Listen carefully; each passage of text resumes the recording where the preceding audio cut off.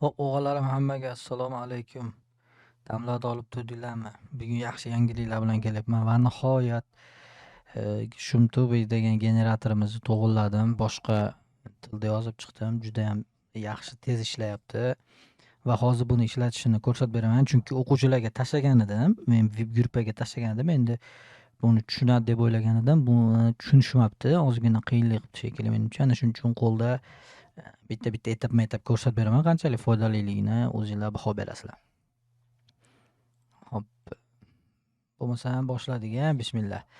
O'g'illar, bu yerda ikkita narsa kerak bo'ladi. Birinchisi viskga kirib olamiz. Mana bu yerda viskga silka qoldirganman. Mana shunga bosamiz, viskga kirib olamiz va viskda o'zimiz akkauntimiz bilan, Google akkauntimiz bilan ro'yxatdan o'tamiz. Birinchi jarayon shu. Ikkinchisi, mana bu yerda ro'yxatga mana bu yerga qo'shib qo'yganman, mana cookie olish degan. Mana shunga bosamiz, bizni Chrome'da cookie o'rnatadiganga o'tadi mana. Mana shuni o'rnatamiz. Mana bunga bosamiz, mana o'rnatish. Qaranglar, mana o'rnadi.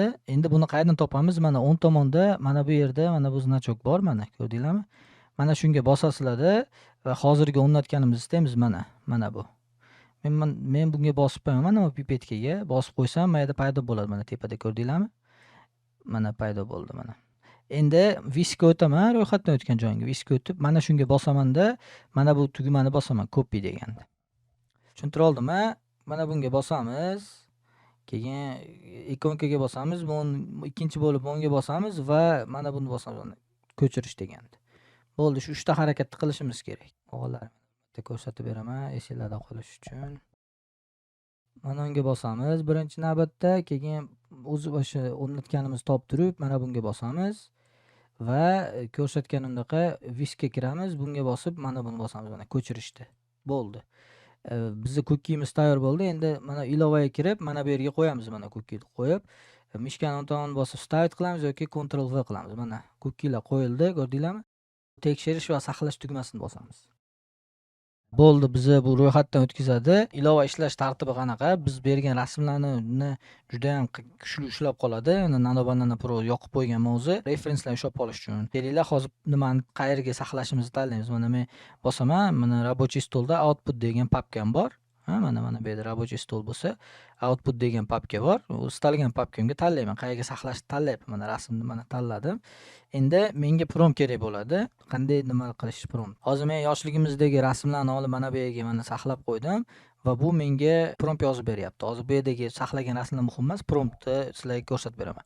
Prompt yozish uchun nima qilamiz? Ikkita qahramonni olamiz, o'zimizga kerak qahramonni. Mana men qahramonlarni tayyorlab qo'ydim. Bitta bola va bitta qiz bola. Mana shu ikkalasini olamiz. Mana shu qahramonlarimga moslab ber tepada promptlarni dedim. Prompt olishda yana bitta narsasini aytib beraman. Bizga prompt bergandan keyin qaranglar, bu yerda muhim bo'lgan narsa kadrlarda mana bunaqa olishimiz kerak.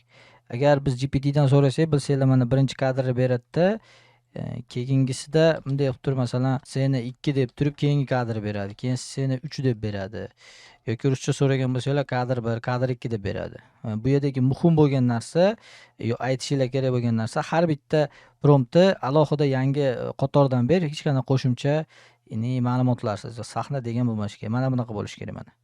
Bitta prompt yangi qator, bitta prompt yangi qator bo'lishi kerak. Chunki yangi qatorga o'tganda dastur yangi prompt deb hisoblaydi. Qaranglar, mana shularni olamiz. Mana 1, 2, 3, 4, 5, 6 ta promptimiz bo'libdi. Mana bu yerga kiramizda, mana bu yerda ko'ryapsizlarmi? Promptlar ro'yxati deganda, mana shu yerga tashlaymiz promptlarimizni va mana bu boshlash tugmasini bosamiz. Hozir rasmlarimiz birin-ketin generatsiya jarayoniga o'tadi va barcha tayyorlangan rasmlarimiz mana bu yerda saqlagan mana output degan papkamiz bor, рабочий stolda. Mana рабочий stolda output degan papkamiz bor. Mana shu yerga 1, 2, 3, 4 bo'lib, ya'ni tushishni boshlaydi. Mana jarayon boshlandi. Hozir mana generatsiya jarayoni ishga tushadi. Biz agarda promptlarimizni yana ham bemalolroq ko'rib o'qimoqchi bo'lsak, mana bu yerda ko'rish tugmasi bor. Buni bossak, mana bizga ochib beradi. Mana rasmlarimiz уже chiqishni boshlayapti. Bitta. Endi biz bitta prompt tashlab qo'yib, o'zimiz ishimizni qilaveramiz va ya'ni bu bizni ssenariyimiz bo'yicha hamma sahnaga o'zi rasmlarimizni chiqarib beradi. Mana bizga tayyor bo'lyapti. Bularni men olganim yoshligimizdagi o'yinlarni olganman. Mana gilamda o'tirish, mana bunaqa hanchalarda uchish, Mana bunaqa kravatda sakrardik esinglarda bo'lsa, mana bunaqa konkilarda uchardik. Nimada qishlar shunaqa bo'lardi, muzlardi. Endi sizlarni diqqatinglarni qaratmoqchi bo'lgan narsam, qaranglar personajlarga. Personajlarni hamma nimadagi holati почти bir xil mana. Почти o'sha Google menga bergan, servis menga bergan imkoniyatlarni boricha foydalanganman va shunday ushlab turishga harakat qilganman mana. Ya'ni mana shu narsa bilan multfilm tayyorlasanglar, ikkala qahramoninglar ham doimiy ya'ni bir-biriga o'xshash bo'ladi. Va shuni o'zi bilan chiqarib, mana shuni o'zini animatsiya qilib, mana bu birinchi holati og'alar. Mana shunday qilsak bo'ladi. Ya'ni mana bu yerdagi qo'shimcha yana qahramonlarimiz bo'lsa, qo'shimcha qahramonlarimizni qo'shamiz. Keyingi oynasi, mana bu oyna sahna degani bu bizni personajimiz qayerda bo'lishini belgilaydi. Masalan, mana bu joy bo'lsa, mana bu bola shu shaharni fonida deb yozyapman, misol uchun, va buni kvadrat shaklida ko'ramiz. Mana shunday qilsak bo'ladi. Mana bu uslub degani bu stil. Misol uchun hozir biz mana bu multfilmimiz bo'lsa yoki biz realniy kadrimiz bo'lsa, onda shuni multfilm qilib ko'rsatishimiz mumkin. Agarda sizlarga mana shu jarayonda bironta rasm yoqmasa, aytaylik, mana bu rasm biz kutgandaqa bo'lmasa, unda qaranglar mana. Mana bu yerda aytaylik biz 20 ta, 30 tacha rasm chiqarib olganmiz va mana shuni ichidan bizga aynan bitta rasm yoqmadi. Mana shu rasm yoqmagan bo'lsa, unda mana bu yerdan o'chirib yuborsanglar bo'ladi. Sarazu mana shu yerdan o'chirsak, agar papkadan o'chib ketadi mana. Mana bundan o'chirsak, ya'ni u bizga mana bu papkaning ichidan ham o'chirib yuboradi shu rasmni to'g'ridan-to'g'ri.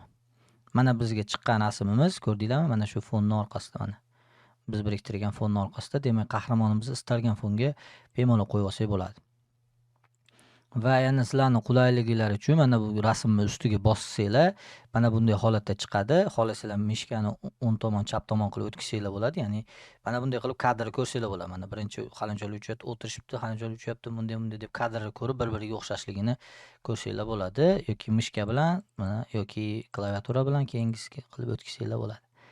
Mana bu ikkisini bossanglar o'chadi. Yana qulaylik bo'lishi uchun, agarda bironta rasmni ko'rib uni boshqa yoqqa olmoqchi bo'lsak, mana bu yerda mana papkani qo'yib qo'yganman. Mana shunga bossanglar, demak papka ochilib, mana shu rasmni belgilab beradi.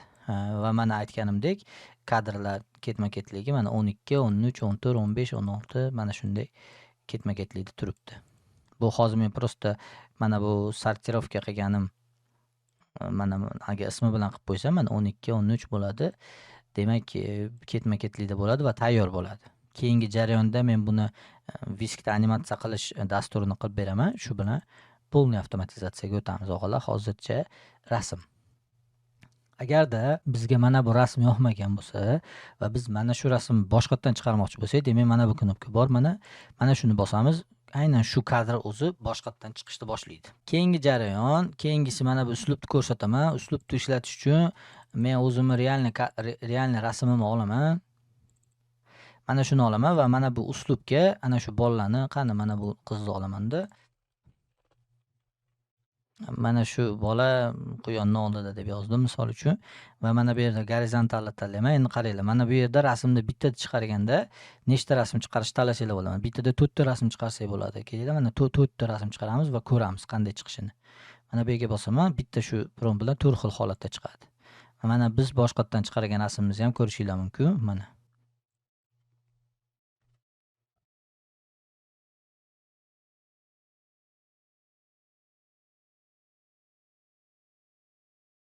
Bu yerda agarda biz bir xil stilda yana ham qattiqroq ushlamoqchi bo'lsak, mana bu yerda og'alar mana ahamiyat bergan bo'lsanglar, mana tasodifiy qiymat bor. Mana shuni bunday bosib qulflab qo'yamiz.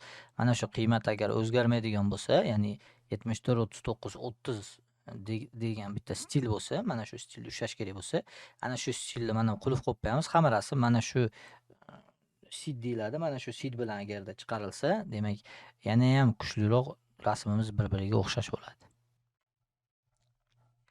Mana rasmimizni qaranglar, bundan oldingi holatidagisi bilan, mana bu holatidagisi bilan, endi keyingilarini qaranglar. Nimaga? Chunki biz stil qo'shdik va biz qo'shgan stilga mos ravishda bizga rasm beryapti. Mana bu bizning stilimiz. Mana shunaqa chizilgan stil bo'lsa, bu endi bizga ana shu chizilgan stilimizda, ya'ni agar bir xilali zerikarli Pixar usulida qilmasdan internetdan bironta qiziqqan o'zingizlarga stilni olib turib tashlab, ya'ni chizsanglar bo'ladi. chiqarsanglar bo'ladi kadrga bemalol. Mana men o'zimni qo'shganim. Men oldimda quyon tursin desam, bu Budda qo'yib qo'yibdi. Zaysi deganni Budda deb tushunar ekan shekilli.